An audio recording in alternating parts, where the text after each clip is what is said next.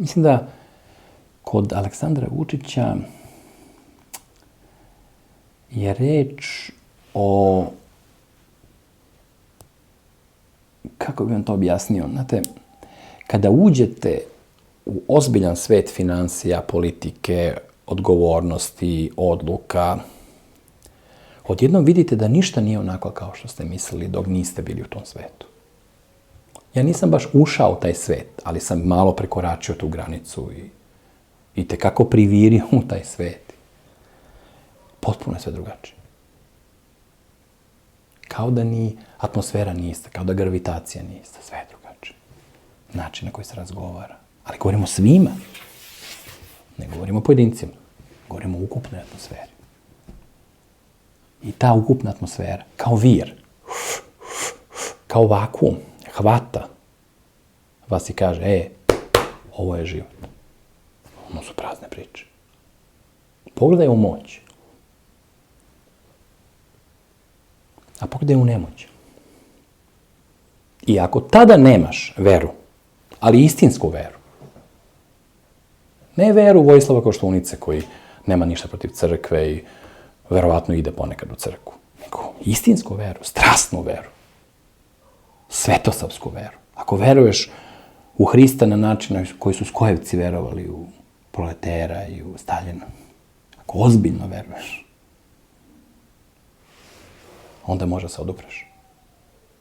Tom strašnom prizoru, kad izbliza vidiš lice zla. A lice zla je strašno.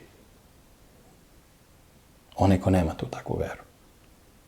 On kaže, daj da vidim šta ću ja, kakav dil da napravim sa tim zlom, kako da ja prođem što bolje, a ljudi koje vodim isto bolje nego što bi inače prošli. A i narod neće lošije proći samo nego što je prošao s nekim drugim. Jer kako može se boriti sa ovima? Kako s njima da se boriš? Pa to samo čovjek sa ogromnom, jasnom, svetosavskom vizijom, mistično, uzvišeno, može da progovori. Znači, kogod razmišlja sekularno, normalnim jezikom, kao ljudi što pričaju po ulici, na kafani, na protestu, tim jezikom, on mora da završi sudbinom Aleksandra Vučića. Mora. Jer ne može da izdrži taj pogled i da nađe rešenje. Sem ako nije ruski čovjek od početka, pa onda izdrži taj pogled i tako, jer ima vatrostalnu posudu ispred lica, a zove se ruska podrška i on je njihov čovjek. Ali pošto to Vučić nije, onda on to nije imao. I njega je spržio taj pogled u zlo. I to neverovanje da sa našim ljudima i onima koji su oko njega, pa on trpi one koji su oko njega. Babića, Gašića, trpi njih, mislim. On je u životu ipak nešto i pročitao. Mislite da on njih ne voli u suštini? Ne, on nikog ne voli. U suštini. On ne pripada tom sentimentalnom slovenskom tipu. Zato se tako divi Nemcima. I govori o protestantizmu. Zato što on nema slovensku dušu. On ima dušu navijača. Ajmo, ajde, svi u napad. Ili bežmo. Jači su od nas, mislim, kako hoćeš, ali nema on to. Ne voli on nikoga. Mislim, možda svoju decu, to da. Ali ne verujem da neko drugog voli. Može se zaljubi ponekad. Neku ženu, ali ne verujem to njemu nešto znači. Njemu je politika. Njega to pali. To je pijenost moći. Pa može tako da se nazove.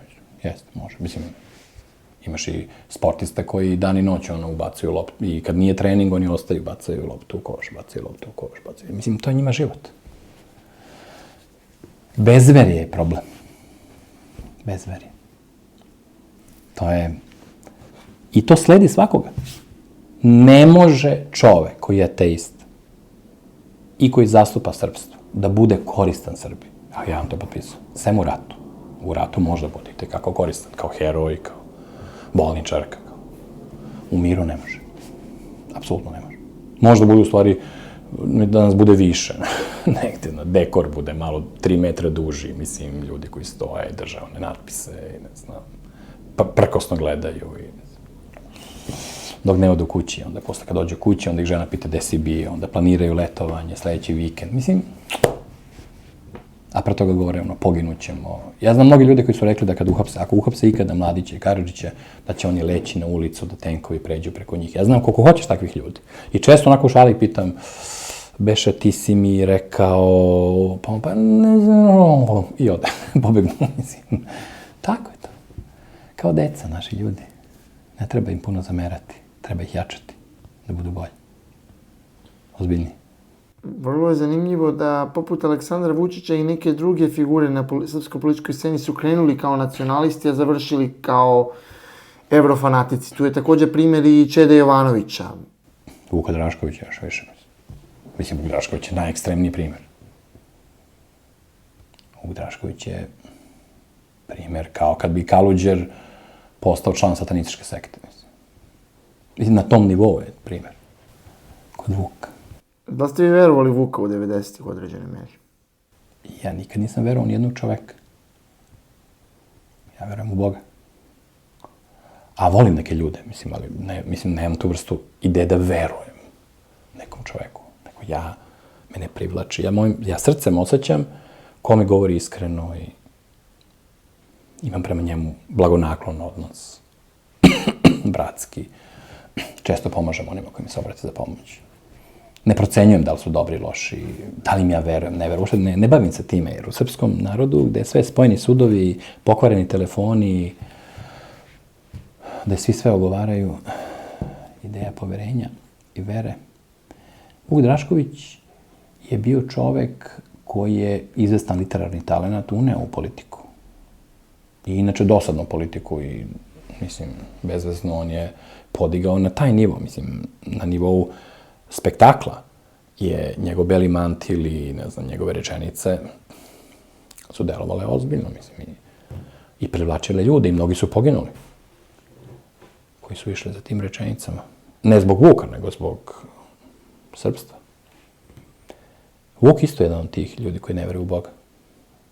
A ja mogu da garantujem da on u Boga ne veruje. 100%. To umem da osjeti. Da veruje u Boga ne bi tako razmišljao. Ne bi ništa bilo u njegovom životu kao što je sad. Uvijek je bila jača ta srpska dimenzija od ove pravoslavne kod njega. Mislim, ekstremno razlika je velika. Tipični onaj neki kamenjarski, neopaganski, ne znam, postkomunistički nacionalista. Talentovan. Mislim, kao govornik je talentovan bio.